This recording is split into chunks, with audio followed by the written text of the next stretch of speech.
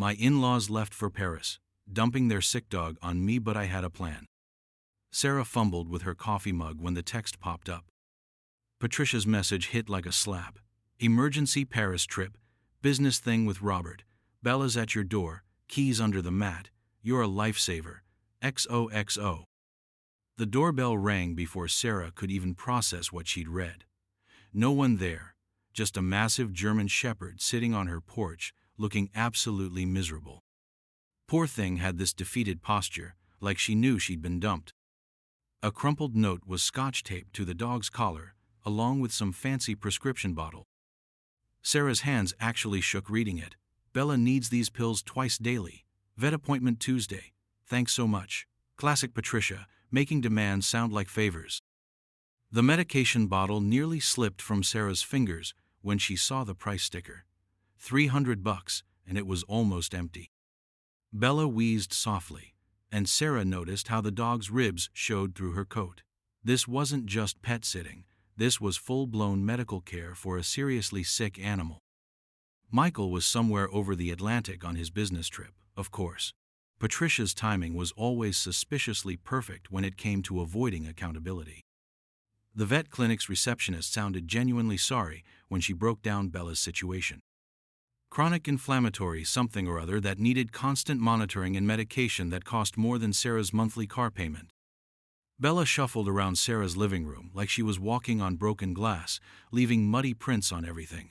Within an hour, Sarah found 2 accidents in the hallway. Great.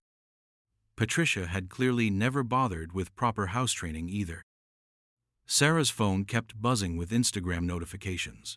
Patricia was posting from some swanky airport lounge, champagne glass tilted just so, grinning like she'd won the lottery. Spontaneous Paris adventure. Sometimes life just demands you follow your dreams.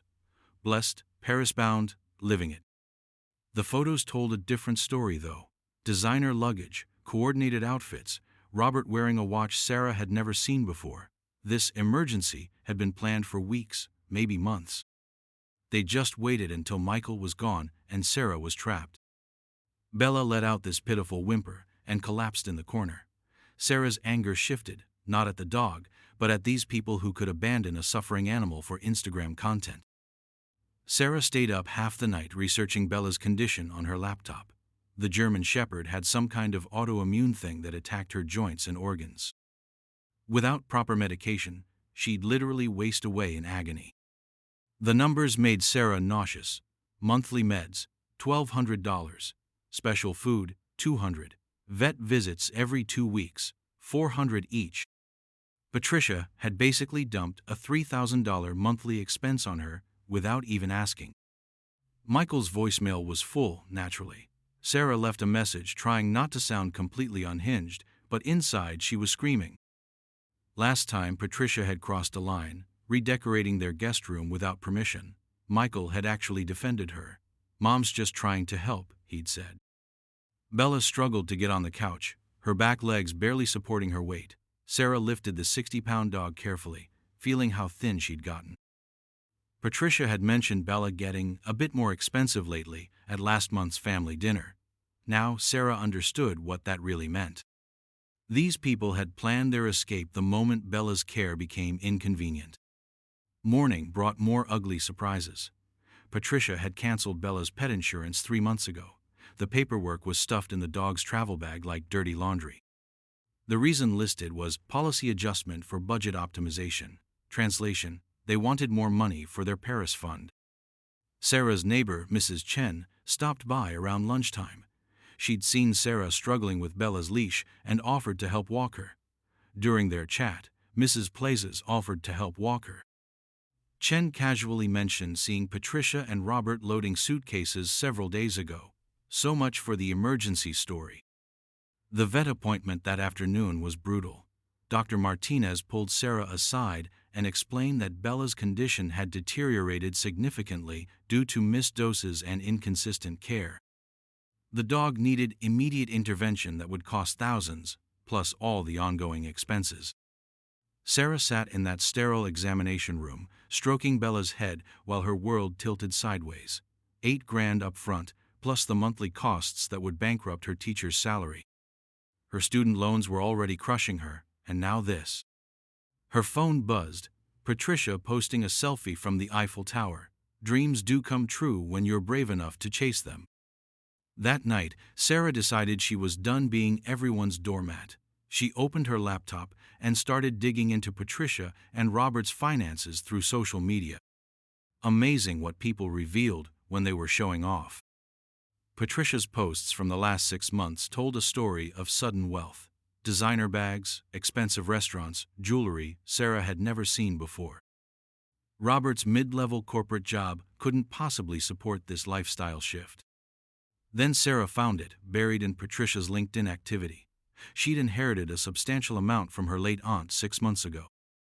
Something she'd never mentioned to the family, even when they were struggling with their own bills last Christmas. Sarah called the vet back and had a long conversation with Dr. Martinez about animal welfare laws in Illinois. What she learned was interesting. Pet abandonment, especially involving medical neglect, carried serious legal consequences. There were organizations that dealt specifically with these situations. She spent hours researching rescue groups that specialized in dogs with chronic conditions.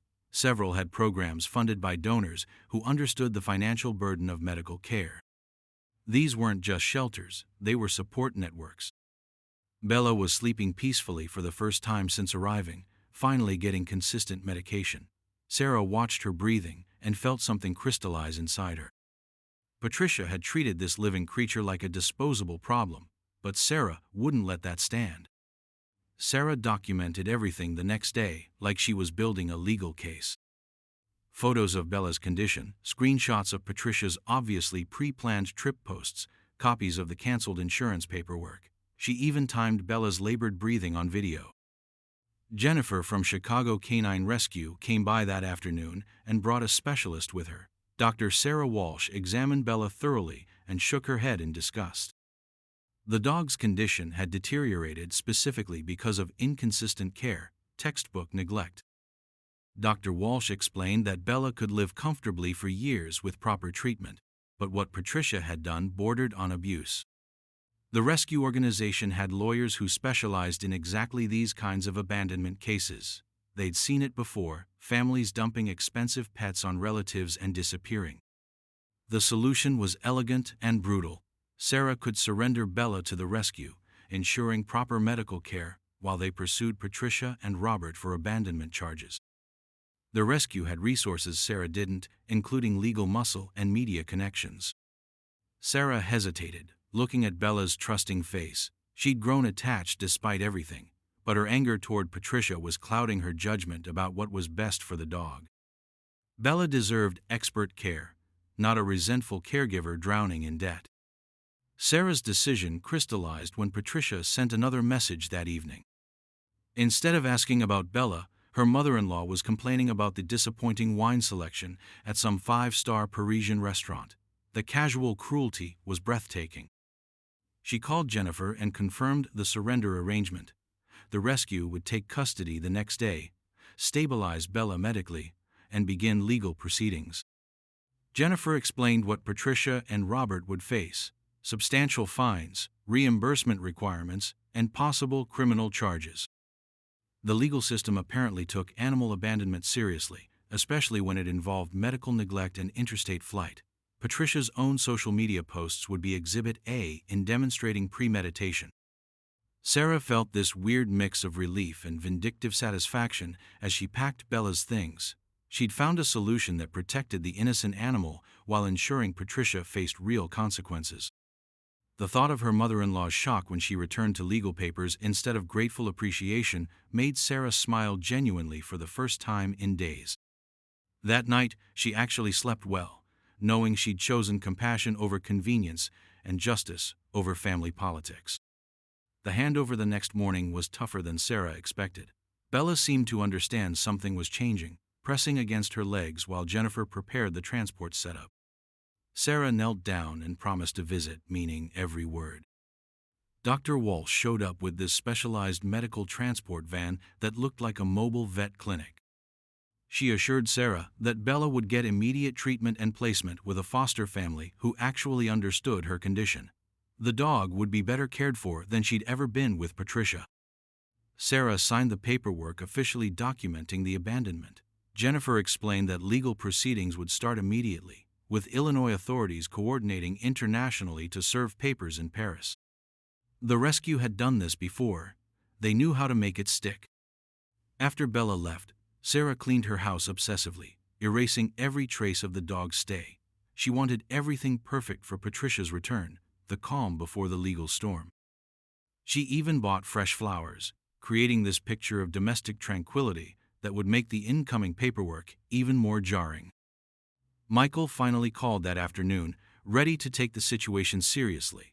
Sarah calmly explained she'd found an excellent solution, ensuring Bella's proper care. She didn't mention the legal implications. That surprise would unfold naturally when his parents got home. Patricia's Instagram provided a perfect timeline for their return. Her posts showed the classic tourist trail from Paris through London to New York. Sarah calculated they'd be back in Chicago within 2 days, just as the legal machinery finished processing their case. Jennifer called with updates on Bella's progress. The dog was responding incredibly well to consistent medication and professional care. The rescue's legal team had filed formal complaints with animal control, and the case was gaining traction because the evidence was so clear-cut. Sarah researched animal abandonment penalties obsessively, wanting to understand exactly what Patricia would face. Fines up to $10,000, full reimbursement of medical expenses, potential criminal charges for animal cruelty. The state didn't mess around with this stuff. The house felt strangely peaceful without Bella's labored breathing and the constant stress of managing someone else's crisis. Sarah realized how much tension she'd been carrying, trying to fix problems that weren't hers while her own needs got ignored. She also made some decisions about her marriage. Michael's automatic defense of his mother during this whole mess had revealed patterns that couldn't continue. His inability to support his wife when she was clearly being exploited suggested deeper problems that needed addressing. The confrontation happened exactly like Sarah expected. Patricia showed up unannounced with Robert and a very uncomfortable Michael in tow. She was practically vibrating with rage, demanding Bella's immediate return and accusing Sarah of orchestrating some vindictive scheme. Sarah stayed calm, offered coffee, and laid out the timeline methodically. Patricia's emergency story disintegrated when confronted with evidence of advance hotel bookings and restaurant reservations. Her explanations got increasingly desperate and contradictory. Robert surprised everyone by speaking up. Usually, he just stood there while Patricia raged, but this time he admitted they'd made assumptions about Sarah handling everything indefinitely. He acknowledged they hadn't considered the financial burden they were dumping on her. His honesty completely deflated Patricia's aggressive stance. The legal consequences were already rolling regardless of family drama. Animal Control had opened an official investigation, and the rescue organization was pursuing full financial reimbursement. Patricia and Robert were looking at costs that would dwarf their Paris vacation expenses. Michael was clearly struggling, caught between his habitual defense of his mother and the obvious wrongness of her actions. Sarah watched him grapple with seeing Patricia clearly for maybe the first time in his adult life. This crisis was forcing growth he'd avoided for years. Everything resolved faster than anyone expected. Faced with mounting legal fees and potential criminal charges, Patricia and Robert agreed to a settlement covering all of Bella's expenses plus establishing a care trust fund. The rescue allowed supervised visits, but Bella's legal custody stayed with her foster family. Patricia's initial outrage gradually shifted to grudging acceptance when she saw how much healthier Bella looked under professional care. The difference was impossible to deny.